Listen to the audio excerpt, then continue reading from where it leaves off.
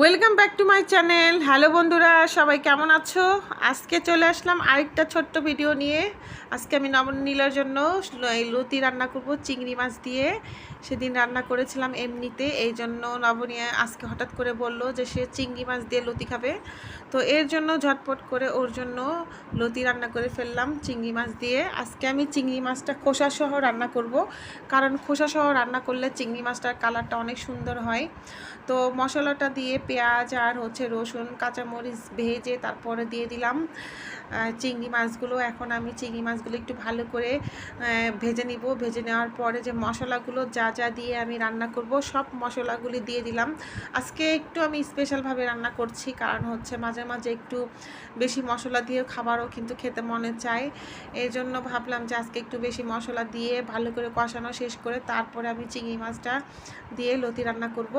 আর আজকে কিন্তু দেখে কিন্তু অনেক মজা মানে কালারটা এত সুন্দর দেখেই মনে হচ্ছে যে এখনই খেয়ে ফেলি।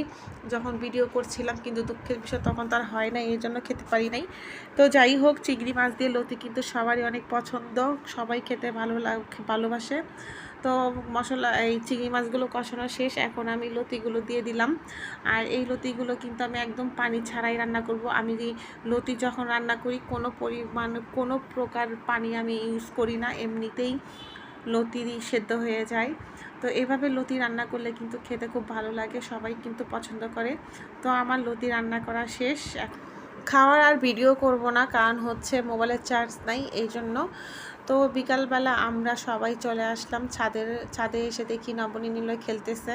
তো ওদের খেলার কথা দেখে আমার সেই ছোট্টবেলার খেলার কথা মনে পড়ে গেল। আমরাও এরকম অনেক বান্ধবীরা মিলে একসঙ্গে খেলাধুলা করতাম, কানামাছি, তারপরে বরফ পানি, অনেক ধরনের খেলাই খেলতাম। কিন্তু এখন আসলে এইরকম খেলা সাধারণত কেউ খেলে না। তবে আমাদের বাসার নবনী নিলয় ওর বন্ধুরা সবাই কিন্তু অনেক মজা করে, বাসায় অনেক আনন্দ করে। আর ওদের সেই খেলাগুলো খেলে যেগুলো আমরা ছোটোবেলা খেলে আসছি। তো হঠাৎ করে নিল একটা গাছ থেকে ফুল নিয়ে আসলো, যেই ফুলগুলো দিয়ে আমরা আগে হাঁড়ি পাতিল খেলতাম। তো আমার মনে আছে আমি এই ফুলগুলো এক সময় চিরা বানাতাম।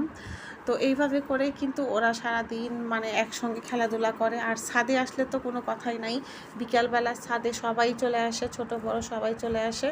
আর এখন যেহেতু ঈদের সময় অনেকেই বাসায় নাই, এই জন্য আমরা তেমন একটা আনন্দ করতে পারি না। তারপরেও যতটুকু সময় হয় নবনী নিলয় বা ওদের ফ্রেন্ডদের ওখানে আমরা বসে থাকি, গল্প করি।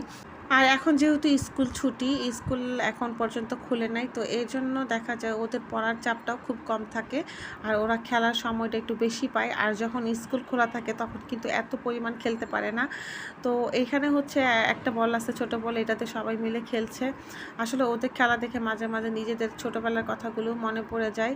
এখন নিলয় সবাইকে খুঁজে বেড়াচ্ছে, আর নবনী যেহেতু বাঁধতে পারে না, সবই দেখা যায়। আর নিলয় সবই দেখতেছে, কাকে কাকে ধরতেছে, তো ধরতে পারে না, এক সময় সে রেগে গেছে। তো এরকম করে কিন্তু খেলতে কিন্তু খুবই ভালো লাগে, খুবই অসাধারণ খেলা। তো আমরাও কিন্তু এক সময় এরকম অনেক মজা করে খেলছি। আসলে ছোটোবেলাটা কখনো ভোলার মতো না, সবগুলো প্রত্যেকটা জিনিসই একটা স্মৃতি হয়ে থাকে। আর বড় হলে আফসোস হয় যে কেন বড় হলাম, ছোট থাকলেই ভালো হতো, এইরকম একটা মনে হয়ে যায়। যা ওদের দেখলে এরকম মনে হয়, ওরাও যখন আমাদের মতো বড় হবে তখন ওরাও মনে মনে বলবে যে কেন বড় হলাম, এইরকম ছিলাম, ছোট ছিলাম তখনই ভালো ছিলাম। আর প্রত্যেকটা জিনিসই কিন্তু ওরা মিস করবে, যেমন আমরা মিস করতেছি। তো যাই হোক, এই ঢাকা শহরে থেকে বা এই যুগে এসে ওরা যে এইভাবে খেলাধুলা করে, এটাই কিন্তু সবথেকে বড় কথা। আর বিকালবেলা যদি ওরা একটু খেলাধুলা করে তাহলে কিন্তু মাইন্ড ফ্রেশ থাকে, প্রত্যেকটা কাজেই মনোযোগ দিয়ে করতে পারে, লেখাপড়াগুলো কিন্তু সঠিকভাবে নিয়ম অনুযায়ী করতে পারে। আর খাবার দাবারগুলো যদি ঠিক মতো খায় তাহলে তো কোনো কথাই নাই, প্রত্যেকটা জিনিসই দেখা যায় যে অনেক ভালো। এখন নবনী হয়েছে, উন্না বেঁধে নিল। তো নবনী কিন্তু সবই দেখতে পায়, এদিকে ওরা গুনতেছে যে কয় আঙ্গুল দেখা যায়। আমাদের এখন এগুলো স্মৃতি হয়ে আছে, কারণ এখন আমরা চাইলেও এরকম খেলা খেলতে পারি না। আর এখন ওরা খেলে, এটাই আমরা উপভোগ করি। আর ওরা যে এই খেলাগুলো পায় এটাই সবচেয়ে বড় কথা। আর আমার কাছে মনে হয় ছোট বাচ্চাদের হাতে মোবাইল না দিয়ে যদি বিকালবেলা একটু এরকম বাহিরে বের হওয়া যায় বা ছাদে আসা যায় তাহলে কিন্তু মন্দ হয় না।